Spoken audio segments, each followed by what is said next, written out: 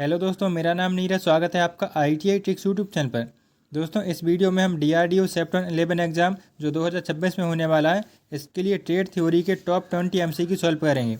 दोस्तों, यह क्वेश्चन हमने DRDO के पिछले जो एग्ज़ाम हुए हैं उनकी आंसर की से लिए हैं और यह टेक्निकल क्वेश्चन बाकी सभी एग्जाम में बार बार पूछे जाते हैं। दोस्तों मैकेनिकल ट्रेड जैसे फिटर, टर्नर, मशीनिस्ट के लिए यह क्वेश्चन बहुत ही महत्वपूर्ण है, क्योंकि DRDO सेप्टेम्बर 11 एग्ज़ाम में यह क्वेश्चन आएंगे ही। दोस्तों, हमारे चैनल पर आपको डेली टॉप 20 क्वेश्चन की MCQ की वीडियो मिलेगी। आप उसे देखकर अपनी एग्ज़ाम की अच्छे से प्रैक्टिस कर सकते हैं। इसलिए दोस्तों प्लीज़ आप हमारे चैनल को ज़रूर सब्सक्राइब कर लेना। तो चलिए शुरू करते हैं हमारा वीडियो। पहला क्वेश्चन है, शीट मेटल के काम में कौन सी धातु बहुत नरम और भारी होती है? तो यहाँ पर आपको बताना है कौन सी धातु बहुत भारी रहती है, नरम भी होती है। ऑप्शन ए में है लेड, ऑप्शन बी है काला लोहा, ऑप्शन सी है एल्यूमिनियम, ऑप्शन डी है तांबे की शीट। तो आप सभी जानते होंगे दोस्तों, जो हमारा लेड होता है वह बहुत भारी धातु होती है, नरम भी होती है। तो इसका हमारा पहले क्वेश्चन का ऑप्शन ए राइट हो जाएगा। नेक्स्ट क्वेश्चन देखते हैं, कौन सी धातु की शीट पानी और मौसम के संपर्क को झेल सकती है? काफ़ी इंपॉर्टेंट सवाल है दोस्तों, बहुत लोग इसमें कन्फ्यूज़न हो जाते हैं। तो वह कौन सी शीट है दोस्तों जो मौसम के संपर्क को झेल सकती है और पानी के संपर्क को झेल सकती है?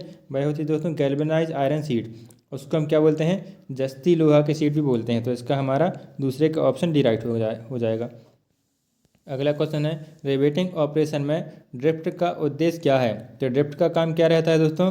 रिवेट करने वाले छिद्र को एक सीध में लाने के लिए हम ड्रिफ्ट का उपयोग करते हैं। तो इसका हमारा तीसरे का ऑप्शन सी राइट हो जाएगा। चौथा क्वेश्चन देखते हैं, रिवेटिंग में एक्स के रूप में चिन्हित भाग का नाम बताइए। तो यहाँ पर आपको जो चित्र दिखाया गया है रिवेटिंग करते समय, यह कौन सा टूल्स है? इसको हम बोलते हैं दोस्तों फुलरिंग टूल्स बोलते हैं। तो हमारे चौथे का ऑप्शन डी राइट हो जाएगा। और यहाँ पर एक दोस्तों ऊपर यहाँ पर जो दिख रहा है यहाँ पर लगा हुआ है, एक ऐसी टूल्स यहाँ पर लगा रहता है, तो उसको हम क्या बोलते हैं? कॉल्किंग टूल बोलते हैं। तो इसका हमारा चौथे क्वेश्चन का ऑप्शन डी राइट हो जाएगा। अगला क्वेश्चन देखते हैं, कौन सा हथौड़ा रिवेटिंग के लिए उपयुक्त है? तो सभी जानते होंगे दोस्तों, काफ़ी इजी क्वेश्चन आपसे पूछा गया है। रिवेटिंग करते समय हम किसका उपयोग करते हैं? बॉल पिन हैमर का उपयोग करते हैं। तो इसके हमारा पाँचवें का ऑप्शन बी राइट हो जाएगा। अगला क्वेश्चन है, शीट मेटल के कोने पर कौन सा नोच 45 डिग्री के कोण पर काटा जाता है? तो 45 डिग्री पर दोस्तों कौन सा नोच काटा जाता है? तो वह होता है दोस्तों स्लैंट नोच, उसको हम बोलते हैं। तो इसका हमारा ऑप्शन बी राइट हो जाएगा। और स्क्वायर नोच कितने पर रहता है दोस्तों? वह 90 डिग्री पर रहता है। अगला क्वेश्चन है, शीट धातु के दो किनारों को एक साथ जोड़ने द्वारा बनाए गए जॉइंट का नाम क्या है? तो दोनों शीट धातुओं को हम एक साथ जोड़कर जो जॉइंट बनाते हैं दोस्तों, उसको क्या बोलते हैं? उसको सीम बोलते हैं, सीम जॉइंट। तो इसका हमारा सातवें का ऑप्शन बी राइट हो जाएगा। अगला क्वेश्चन है, पाउडर के रूप में सोल्डरिंग के लिए इस्तेमाल किया जाने वाला फ्लक्स कौन सा है जो गर्म करते समय वाष्पित हो जाता है? काफ़ी इंपॉर्टेंट सवाल है दोस्तों, बार बार एग्जाम में रिपीट होता है और आपसे ये आगे एग्जाम में भी पूछा जा सकता है। तो इसका हमारा दोस्तों क्या हो जाएगा? अमोनियम क्लोराइड इसका राइट आंसर हो जाएगा। जो पाउडर के रूप में उपयोग किया जाता है और ये वाष्पित भी हो जाता है। तो आठवें क्वेश्चन का हमारा ऑप्शन डी राइट हो जाएगा। अगला क्वेश्चन देखते हैं, इस सीम के प्रकार का नाम बताइए। तो यहाँ पर आपको कौन से प्रकार का सीम जॉइंट दिख रहा है? ये हमारा होता है दोस्तों कौन सा? लैप सीम होता है। तो इसका हमारा ऑप्शन ए राइट हो जाएगा। 10वां क्वेश्चन है, रिवेटिंग के सिरे के प्रक्षेपण से बचने के लिए किस रिवेट का उपयोग किया जाता है? तो रिवेट का जो हेड रहता है दोस्तों, तो हेड को बचाने के लिए हम किसका उपयोग करते हैं? तो वह होता है दोस्तों कौन सा? काउंटर सिंक हेड रिवेट होता है। तो उससे क्या फ़ायदा होता है? जो हमारा जिस भी धातु पर हमें रिवेटिंग करनी है तो वह उसके अंदर ही चली जाती है, मतलब थोड़ा नीचे घुस कर चली जाती है। इस तरीके से कुछ होती है, यहाँ पर मैं चित्र बनाकर दिखाता हूँ। इस तरीके से ये रिवेट रहती है। तो ये जो यहाँ पर आपको थोड़ा दिख रहा है ना मुड़ा हुआ, तो वह एकदम फ्लैट हो जाती है। तो ऊपर उसका हेड नहीं दिखता है, तो उसमें कोई भी विरूपण नहीं हो सकता है। तो इसका हमारा ऑप्शन डी राइट हो जाएगा, countersink head rivet. Next question देखते हैं दोस्तों। 11वां क्वेश्चन है, बंकिंग से बचने के लिए रिवेटिंग के बीच न्यूनतम दूरी क्या है? तो रिवेटिंग के बीच दोस्तों कितनी दूरी हम रख सकते हैं? पहली रिवेट जैसे ही हम लगाते हैं तो पहली रिवेट से दूसरे रिवेट तक की जो दूरी रहती है दोस्तों, वह हम कितनी रखते हैं? वह रखते हैं दोस्तों 3D रखते हैं। जितना भी इसका व्यास रहेगा रिवेट का, तो रिवेट के व्यास से 3D दूरी हम रखते हैं। तो उसको हम क्या बोलते हैं ये। तो इससे क्या होगा, जो भी मतलब जो प्लेट है वो फटेंगी नहीं बीच में से, ठीक है। पास पास लगा देंगे तो क्या होगा, प्लेट फट भी सकती हैं। और दोस्तों एक और सवाल पूछा जाता है कि किनारे से कितनी दूरी रखी जाती है। तो पहली रिवेट जब हम लगाएंगे तो किनारे से कितनी दूरी रखते हैं, वह रखी जाती है दोस्तों 2D रखी जाती है। तो इस हमारे 11वें क्वेश्चन का ऑप्शन सी राइट हो जाएगा। अगला क्वेश्चन है स्टेनलेस स्टील के गैस वेल्डिंग में किस प्रकार के फिलर छड़ का उपयोग किया जाता है। तो स्टेनलेस स्टील की वेल्डिंग करते समय किसका उपयोग करते हैं दोस्तों, जो फिलर रॉड होती है वह कौन सी होती है, कोलम्बियम स्टेनलेस स्टील की हम रॉड उपयोग करते हैं। तो इसका हमारा ऑप्शन सी राइट हो जाएगा।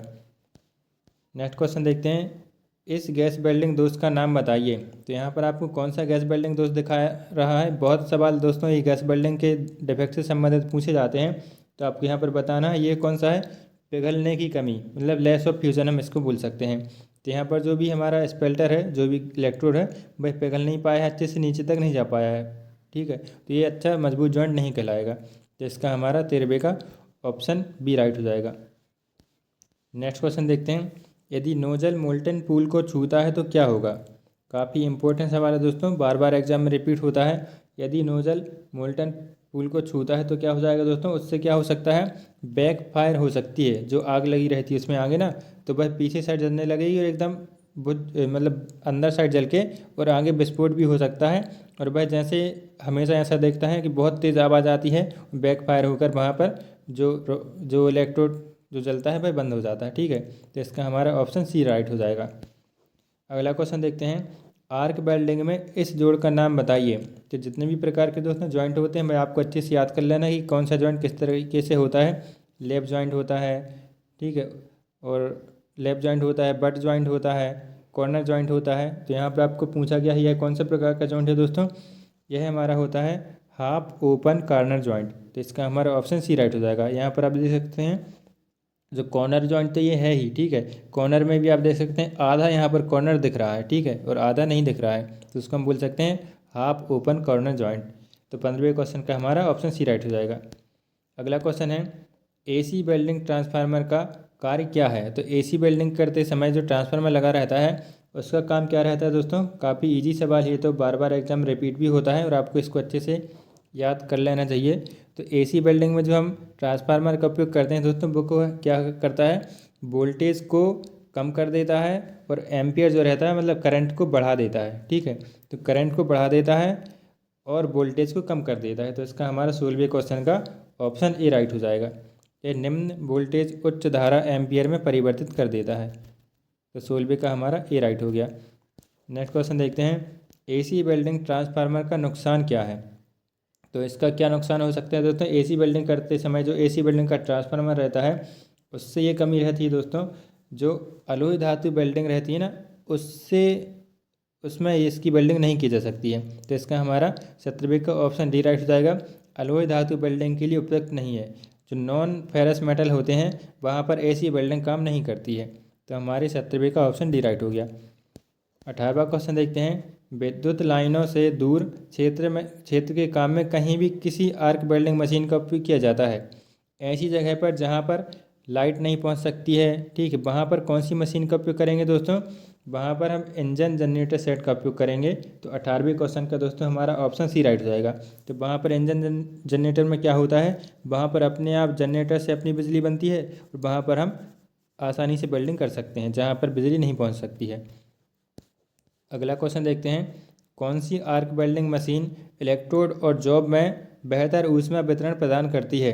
तो वह कौन सी होती है दोस्तों, वह हमारा होता है रेक्टिफायर सेट होता है। तो इसका हमारा ऑप्शन ए राइट हो जाएगा। लास्ट क्वेश्चन देखते हैं, एसिटिलीन गैस पर सिलेंडर पर किस रंग का पेंट होता है। बहुत इजी सवाल है दोस्तों। एसिटिलीन पर कौन से रंग का पेंट रहता है, तो वह होता है दोस्तों मैरून कलर का होता है एसिटिलीन पर। और काले रंग का किस पर होता है दोस्तों, वह होता है ऑक्सीजन सिलेंडर का रंग काला होता है और एसिटिलीन का मैरून कलर होता है। तो दोस्तों हमारे 20वें क्वेश्चन का ऑप्शन डी राइट हो जाएगा। इस तरीके से हमारे दोस्तों सारे 20 क्वेश्चन कंप्लीट हो गए हैं। उसका आप ये आंसर की भी देख सकते हैं। और अगर आपको इसका PDF चाहिए तब हमारे व्हाट्सएप ग्रुप पर ऐड हो जाइए, वहाँ पर हम इसको आपका PDF दे देंगे, या तो फिर आप डिस्क्रिप्शन में दिए गए लिंक से इसका PDF डाउनलोड कर सकते हैं। तो चलिए दोस्तों मिलते हैं अगली वीडियो पर, तब तक के लिए आपका बहुत बहुत धन्यवाद।